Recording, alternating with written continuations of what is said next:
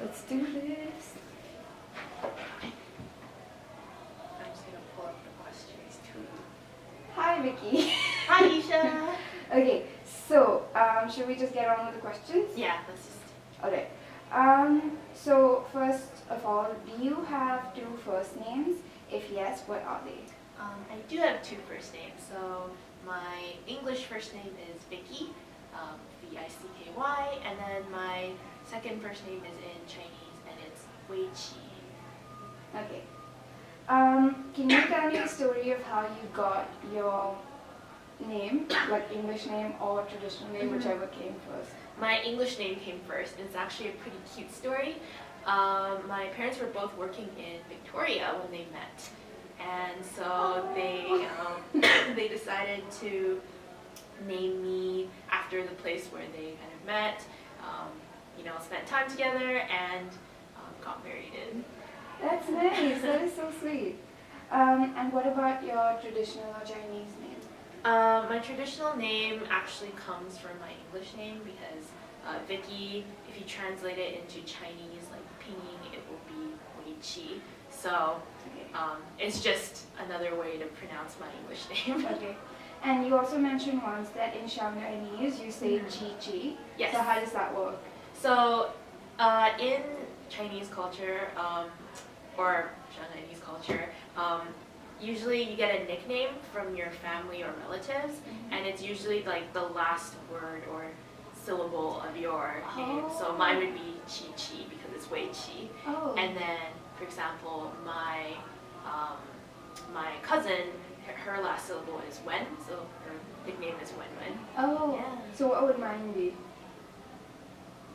Isha, let's see, Shasha. Okay.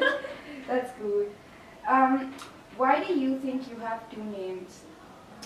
Well, I guess the most, like a practical reason would be because Wei Qi is easier for my relatives to pronounce and understand.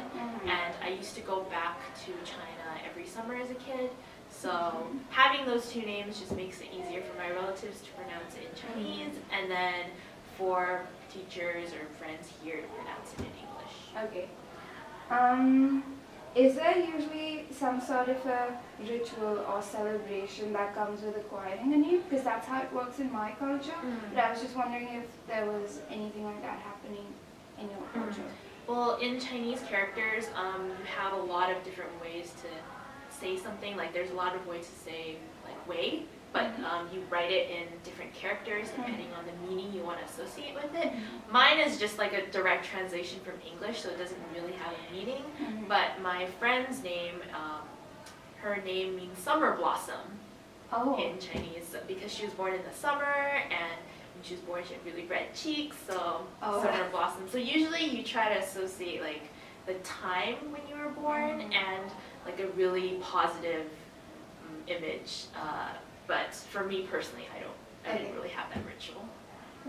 That's pretty sweet.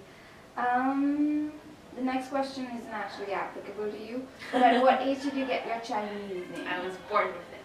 Oh, you mean Chinese name? Yeah. I just switched it a little bit. My Chinese name, I think my parents gave it to me like really soon after I was born, like a week or so. Oh, okay. So both of them at the same time. Around the same time. All right. Nice.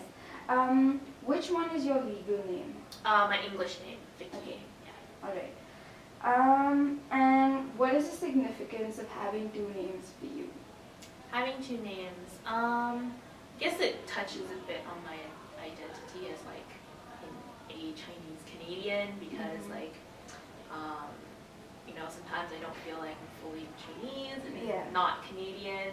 So having like two different names just gives me a place in both spaces, I feel. It's nice to have one to feel like I can belong with like my relatives in China and just have that connection, whereas like it's, I guess, just having an English name is easier to navigate like the Canadian space. That's really beautiful. I was like, oh. And yeah, the next question sort of takes from, like, leads, the previous question leads to this one. But how does this impact your personal identity?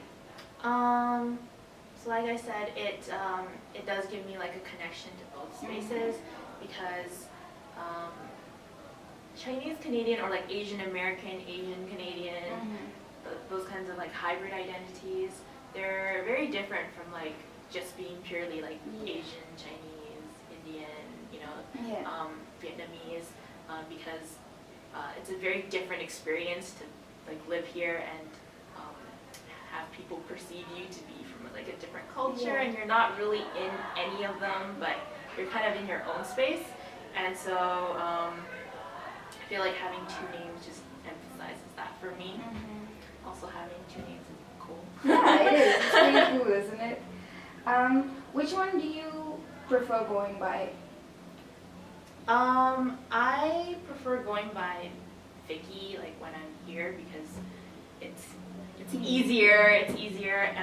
But with my parents and family, like they always call me Chi Chi, as like my parents refer to me as that because that's their term for me. So it would be very weird for them to call me like Vicky. Wei Chi, or say they still call me Vicky when I'm in trouble. But no, they usually use Chi Chi, and it's a very affectionate term. It's like I would only expect like my family to use that, so there's that kind of special feeling for me too. So would it be awkward if someone, like one of your friends, started calling you Wei Chi all of a sudden, or like Chi Chi? Would you feel like that's a little out of place and out of context?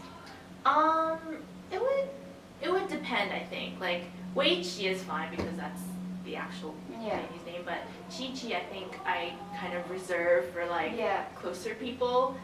So I mean I would be fine with it. It's just I would feel a little weird. I'd be like, do I?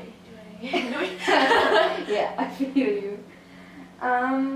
Do most people in your circle, and this means like friends and family and relatives in China or in Canada, do they have a second name?